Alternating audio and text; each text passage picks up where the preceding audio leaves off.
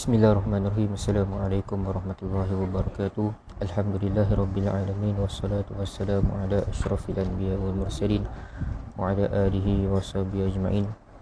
Qala subhanaka la ilma lana illa ma 'allamtana innaka antal alimul hakim wa la hawla wa la quwwata illa billahil aliyyil azim.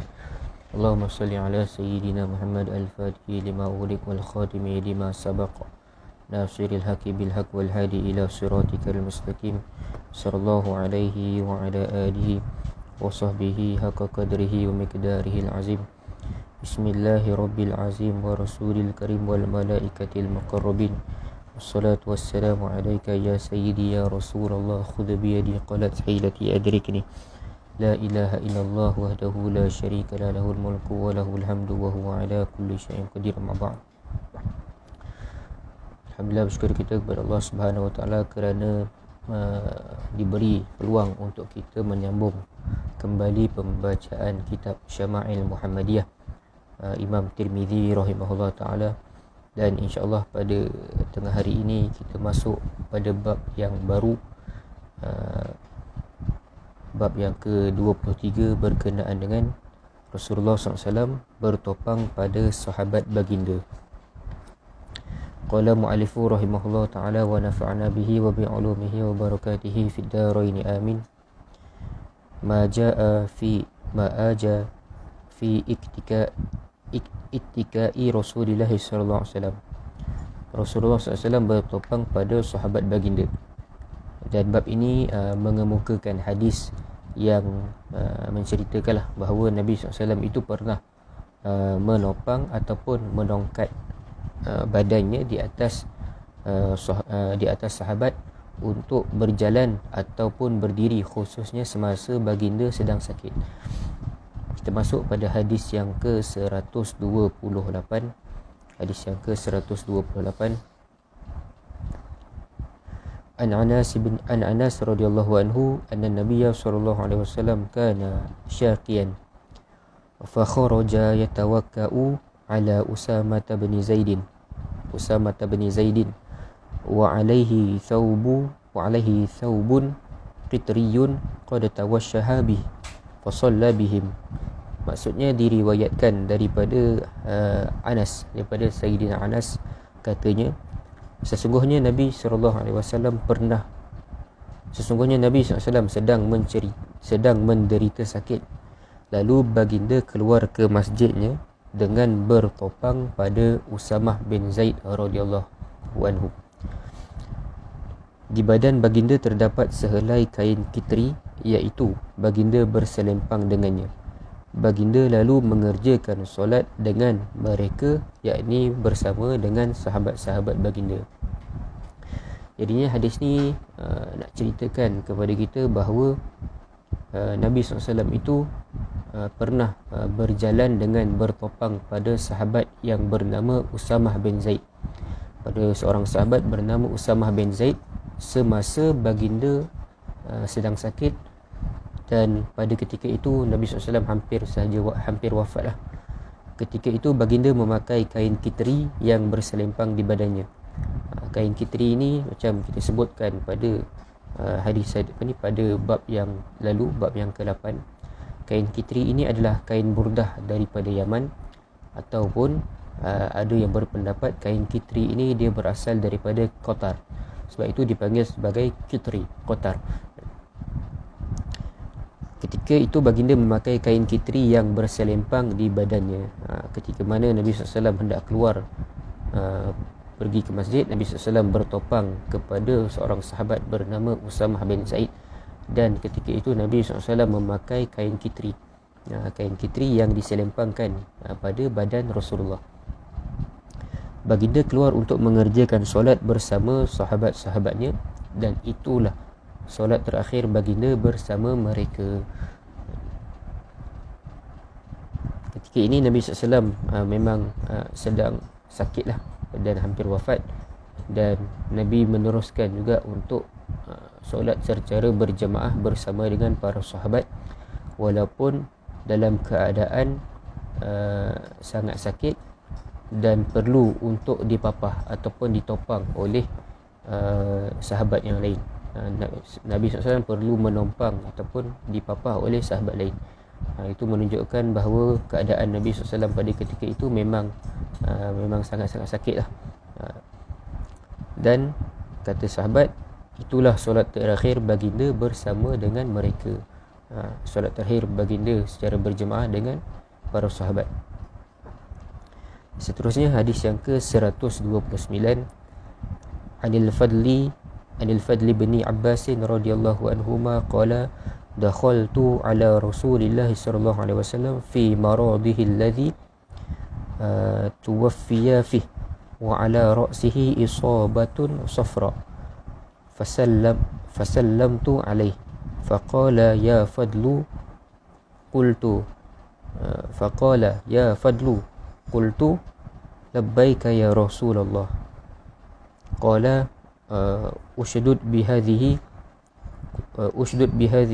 al-isabati ra'si qala fa'altu thumma qa'ada wa fawada'a kaffahu ala mankibi thumma qama fadakhala fil masjid wa fil hadithi qissatun tawilah. Maksudnya diriwayatkan daripada Al-Fadl bin Abbas radhiyallahu anhuma, seorang sahabat Nabi.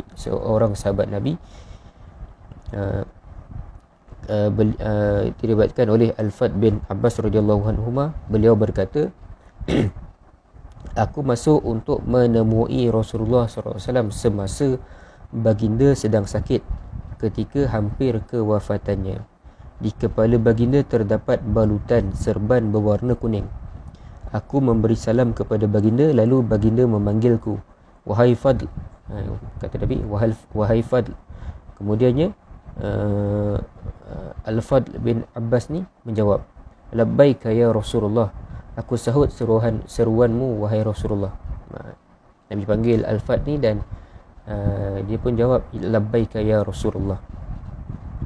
Baginda berkata, ketatkan balutan di kepalaku ini. Aku pun melakukannya.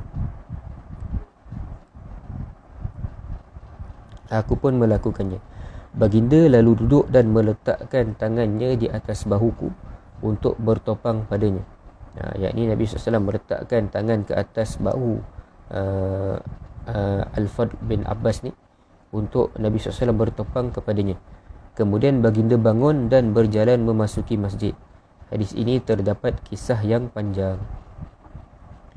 Jadi hadis ini juga menceritakan berkenaan dengan saat-saat terakhir Nabi SAW sebelum baginda wafat.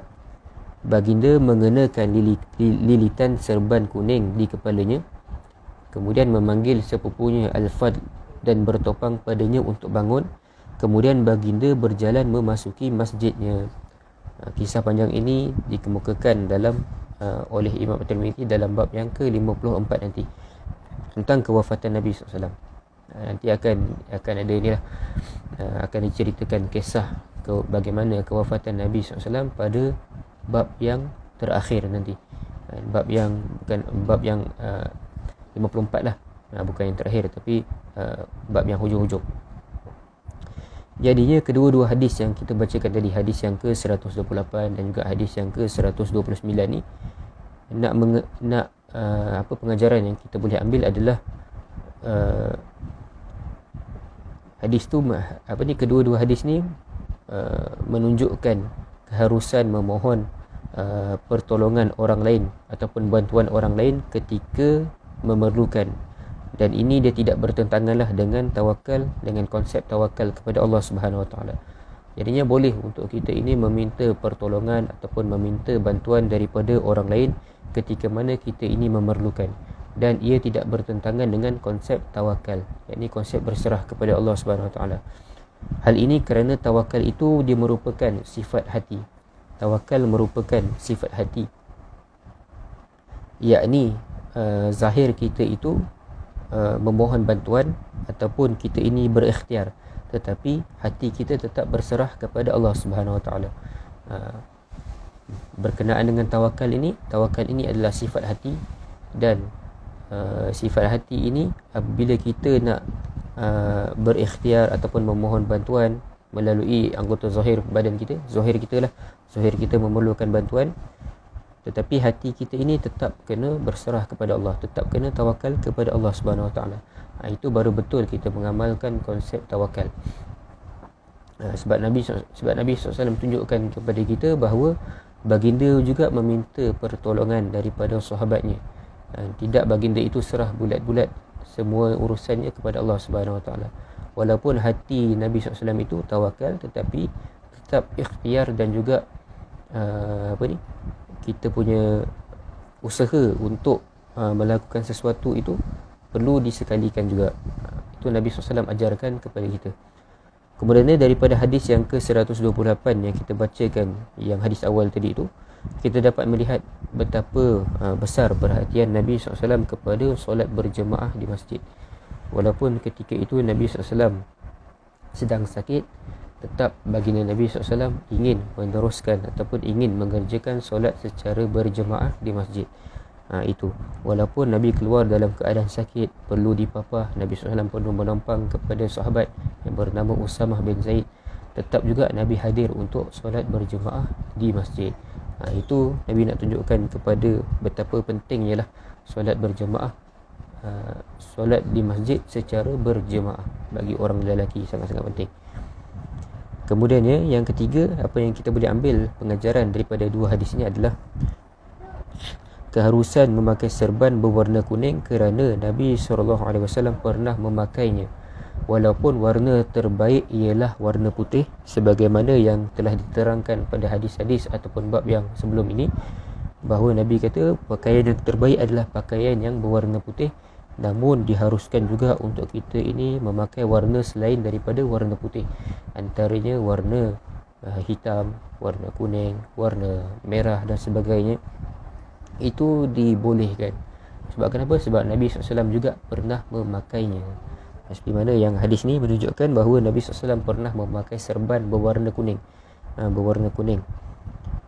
jadinya boleh untuk kita ikut apa yang Nabi SAW buat.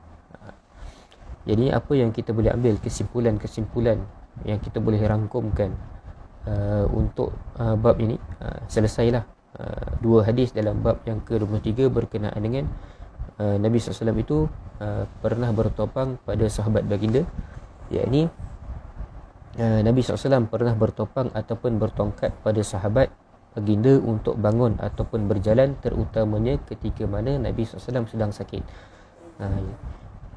Ketika mana Nabi SAW sedang sakit, baginda pernah untuk